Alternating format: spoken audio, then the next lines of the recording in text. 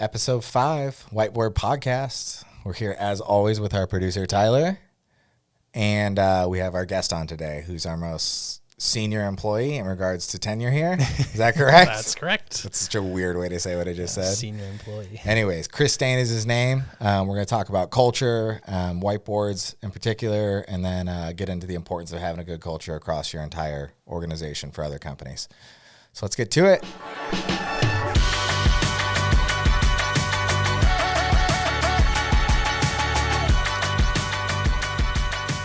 Chris Stane. Hello. Employee, not number one, but our longest tenured employee. Yeah. How long has it been?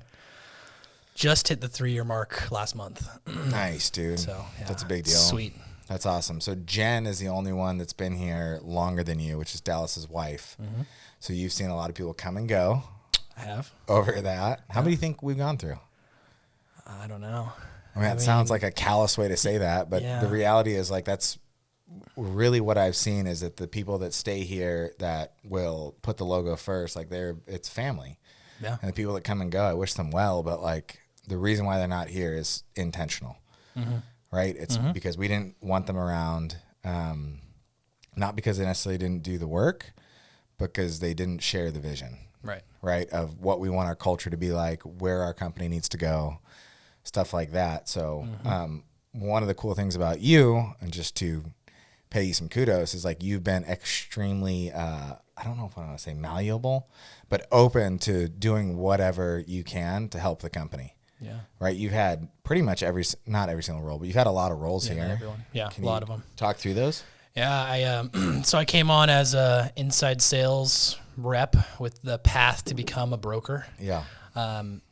Making cold calls, doing that whole thing, got pretty good at that. And I think that as things went on, another cool thing about working at Whiteboard is that we can talk to each other, right? And we can actually, say what's on our minds. And I think I made it a point to do that because in other jobs I haven't. And I think we learned that the broker route might not be what I should be doing at first. Sure. And there was other ways that I can contribute to the cause without going the broker route. And so you guys were really open to putting me in different spots. And then I went to the claims for a little bit. And then I did operations stuff. And now I'm doing a little bit of claims, a little bit of operations. And then now I'm helping manage the utility player. The collars. It's a big deal, man. That's so nice to have. It is one of the benefits of working at a small company is like there's needs everywhere.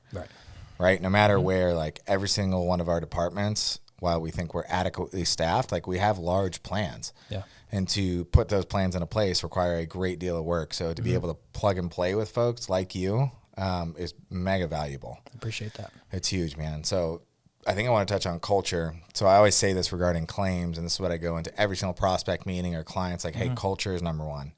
If you have a culture where the employees feel safe and cared for and where every single employee is looking out for the man or woman next to them, that is the best ticket to lowering the X-mod. And so while we obviously don't have the same problem as like a roofing contractor or manufacturer with like claim problems, I think the method that we've been able to have with you guys is completely open to whatever you want to do, right? And I don't think that most businesses are like that.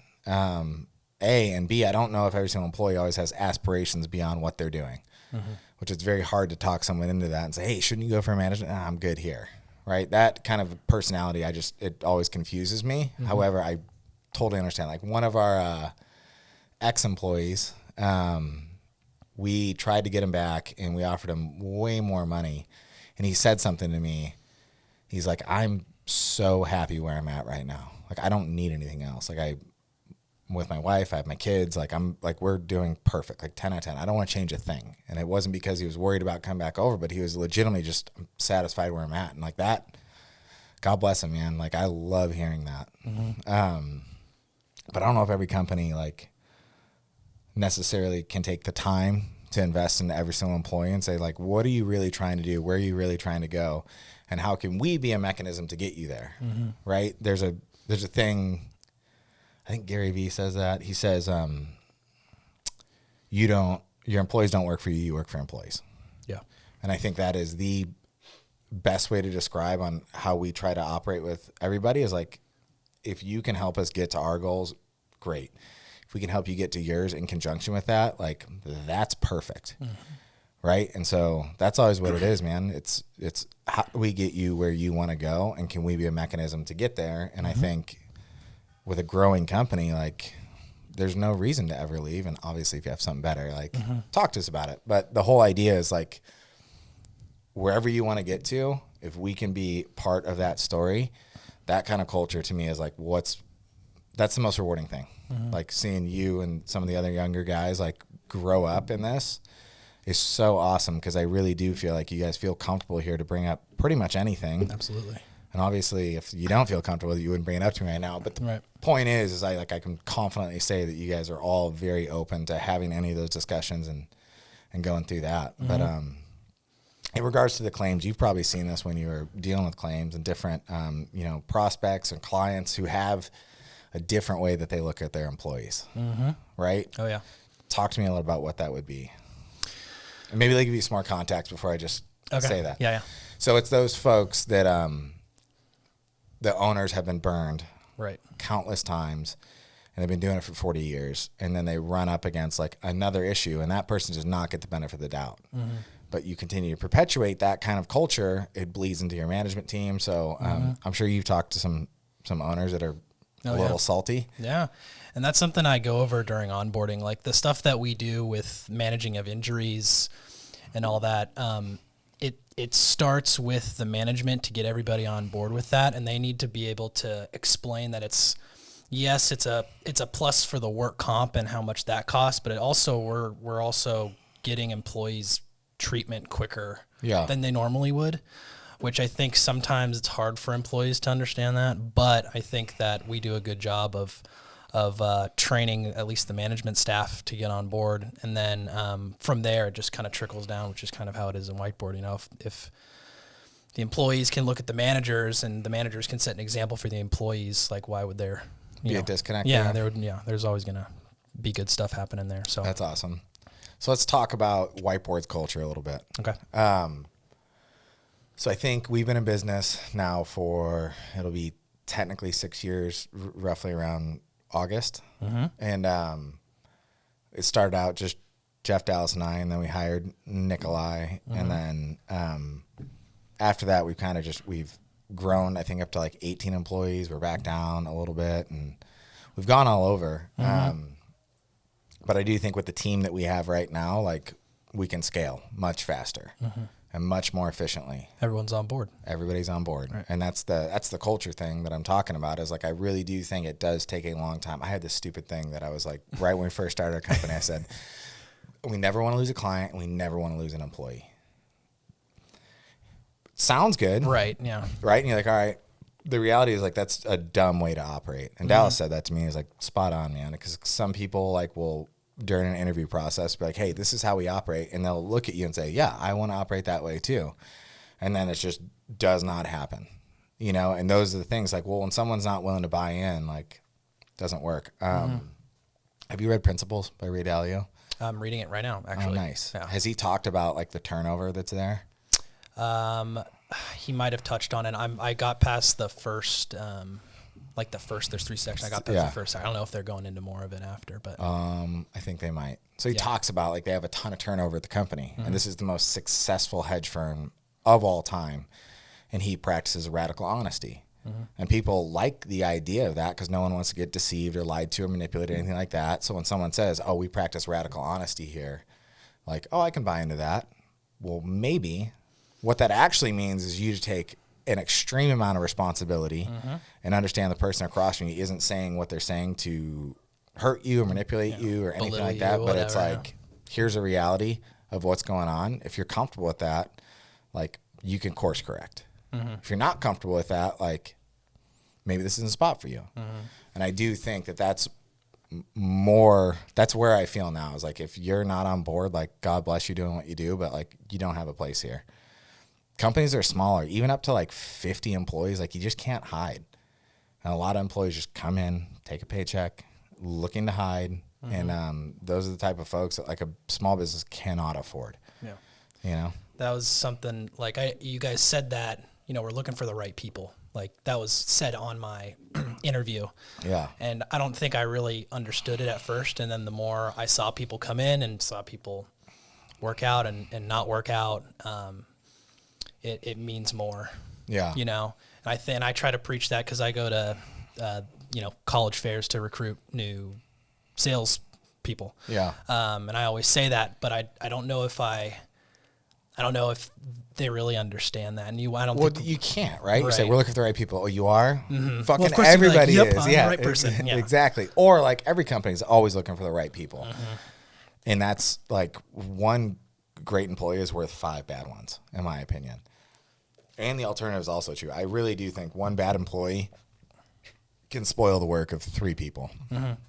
So it can go both directions. And finding the right people is the trick. But that right person necessarily isn't the person with the skill set, because I do think you can train in skills, especially in a job like here at Whiteboard. Yep. Like we're not solving, major physics problems to get people to Mars or anything like that. So we're not developing anything that can't be trained and taught. So finding the right people, not necessarily from a skill set, but folks that are willing to extend trust to us that we have their best interest at heart is really what it is. If they're willing to do that, like that's number one. Say, hey, trust us when we say like, here's the best route for you. Not because this is necessarily best for the company. Hopefully those two things should align. I don't see any other they're not mutually exclusive, right? What's best for you wouldn't necessarily be at odds at what's best for Whiteboard. And sometimes that might happen, right? Brady's a perfect example. He was going to go down the broker route and we backlogged that, not because like we wanted to hold up his progress. I think it'll be majorly beneficial for him to like be in claim, see what's going on there and learn that. And he will say that too. He's like, this is going to make me a far superior broker by going through this process than I would have been otherwise. But at the time, it sucks. Like we're pushing this back. But he stepped to the plate and took responsibility and did that job, and he's crushing it. He got us out of a hole, and that's massive. He did. Right? So those are the type of things that it's a give and take relationship in the culture. Like, hey, I'm going to ask you to do these things that you might not want to do. It might be necessary for the company, and we might know it's good for you, and you might not trust us that it's good for you. And so there is a little bit of a, hey, we're saying this because it is best for you. And if it's not best for you, here's why we need it to happen. But I don't think it's ever going to be in our radar to like take advantage of people or just use people as placeholders and stuff like it's not in the cards. It doesn't work well. What works well is exactly what you were saying, is like being able to go to every single person in the company and have a conversation that's open, direct, and candid and honest. Yeah. It's a big thing. I think people get a little nervous, especially talking with, partners or management about, I don't like this, or I think this could be done better or anything like that. But like, it's paramount. Yeah. It's super important to do that because people have different perspectives, and maybe the path you're taking now isn't what you wanted, but if you're able to communicate with your manager or with the owner or whoever, then maybe you'll have a different outlook on why you're doing what you're doing, and then that'll help you in the long run. Yeah, for sure. And maybe you're not equipped to answer this question, but from what you've seen, what do you think are some things that a company that maybe, let's say, has 40 employees and they're a manufacturing company, like what do you think would be some keys that employers could put in? And this is you talking to a bunch of employers, so you do have some level of expertise, and like what are some core values that you've seen consistently from companies that are able to pivot the way that they handle their injuries and their claims, and those that aren't? I think the flow of information is super, super, super important, because you can bring on a new broker and you as an owner can know everything, but then the employees might not understand it. And then there is that disconnect where, why would I call into the injury hotline? Like, why is that helping me? I just want to go to a clinic. So I think it's important, and something that I think Whiteboard does a good job of is that when there's big decisions, big things changing in the company, we come together and we have a meeting and we answer questions and we go through procedures and we take the time to make sure everyone understands the process. Sure. Because then everyone is on the same page. So it sounds like that would be like open to help. Right. Is that fair? Mm-hmm. I don't want to. I would say that's okay. Fair. So open to help. What's another one? From the claims side of things? No, just in culture in general. Okay. You're like open to help, I think, is a big one, right? Business owners will get in a place and like, I'm stuck in a place where I don't know exactly what to do. And I have these 15 issues going on. And a lot of managers and owners have a tough time delegating. Sure. Right? So more the question is, what are some culture things that you've seen from clients that we've had who our platform works, not because our platform would work for everybody for the most part, as long as management buys in to actually what that is. So generally, I mean, it's going to sound corny, I guess, but like having like little outings with cool. like with teams or whatever. It doesn't have to be with everybody, but like, we did the golf thing, a couple months ago, and like I had conversations with people that I wouldn't have about work on the golf course that I wouldn't have had if we didn't have that. I mean, it was from callers, people that were working with me, but they were able to. Their guard was down, so then they could kind of talk to you more candidly about their concerns and stuff like that. So I think that's really important. I mean, just like little things, like, and I guess again, someone comes in late, like we're not gonna berate them the first time they come in late. Let's talk about it. Why were you late? Those kinds of things. And it's not like being overbearing, but having a conversation so that it's not like a manager to an employee. It's more of just like a person to person. How do we make this conversation? Work? Yeah. To be completely honest, I haven't really seen a ton of what our clients are doing to change their culture. I can speak more about Whiteboard itself. Let me maybe speak to her name's Kathleen, CLC. Okay. Tyler, you were in that meeting too. She legitimately gives a shit about each one of her employees deeply. That level of care that's like, hey, what's so important that you stay healthy for your family. That's right. Number one for her. And because that's number one for her, it perpetuates through the entire culture. And that to me is like, if you actually care, like that's the trick. Like, how do you make your employees feel like you care about them? Actually care about them. You know, that's the trick. Yeah. And I think that's the consistent thing that I've seen. Open to help is a really good one. I think the number one is managers and owners actually caring about each and every person that walks through that door and is getting on payroll for them. I really, really do. And I think that idea that like I work for you, like you're my employee and I work for you, you know, I can fire you, but the reality is like my job is to make sure that you are safe, making sure that you're taken care of, making sure that you understand exactly how this company works, making sure that you have a good route if you want to get to management, and facilitating that process. And some people are obviously more not as maybe open to that kind of conversation. But it's necessary. But it's there.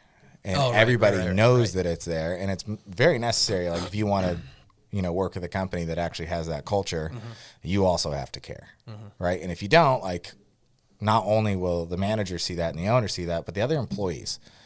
And so that's the big thing that I've seen from CLC is like, it's not just the owners of the company. It's not just the managers. It's the employees out there have a self-policing culture, which is awesome. That means legitimately every single employee is looking out for the man or woman next to them, not only just for their sake, but also for the company's sake, because they know that the company cares about them. And if you have that kind of culture, it's like that's how you do it. Someone's not wearing their, you know, protective eyeglasses when they're doing something like, hey, Tommy, put on your stuff, you know, that might not even be your manager, but he's saying that because he's like, I don't want to see you get hurt.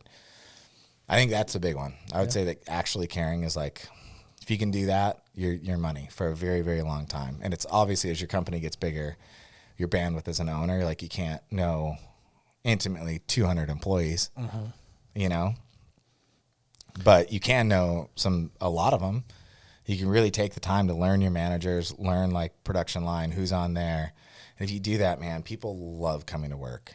It's so different. I think I've just been in so many different clients and prospects' offices where I can see like, hey, you guys are legitimately doing the exact same thing, right? Manufacturing wood or whatever it is. You're doing the exact same thing, but because of the culture that both you guys' companies has are so wildly different, one of your companies is wildly successful. The other one's just putzing along, And I do think just if it's purely out of selfish capitalist gain, the best thing you can do is actually care about your employees because it infiltrates the entire company. Yeah. I'll speak about the inside salespeople that I work with, but that's something that we preach from the very beginning when we bring someone on is, Dallas is out there, John and Jeff will come in, and Brady will come in every once in a while. I'll be out there, but like the best way for everyone to see the goal and actually learn everything from the start is to have that big group of people. So I think it's really cool that like we are all in the same room answering each other's questions. Everybody's answering questions to get different looks on different situations, which then, makes people less afraid to like bring up, they won't feel stupid, to bring up a question that, is potentially dumb. Yeah, is potentially dumb, but like that's an important thing because if they don't ask the question, then they're just be lost. And then in the smoke. The fact that the 6 of us in that room have a little bit of we're a little family there. Other people in the office like see that and we hang out. Like it's again kind of a lame way to describe it, but like when the energy's high and the bullpen people come out of their office for 10 minutes to come watch and talk and like and all that, and so like it's important for other people to see what we're doing, and it's important for us to see what other people are doing. And I think that again, preaching that from the very beginning is super important. I've heard that from larger tech companies is they'll do, I think it's called job sharing or job swapping. Oh, they try different positions. Mm-hmm. Well, you go in, work with a different team so you know exactly like what they're doing, because that often happens is you'll get super frustrated if you're relying on another team to do X before you can do Y or whatever the alphabet goes.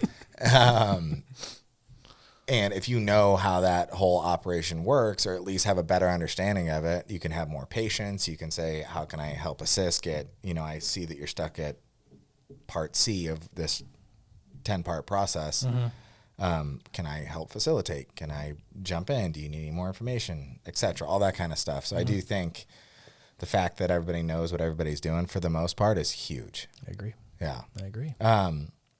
So maybe to close this thing out, you could give me some tips for folks just joining Whiteboard.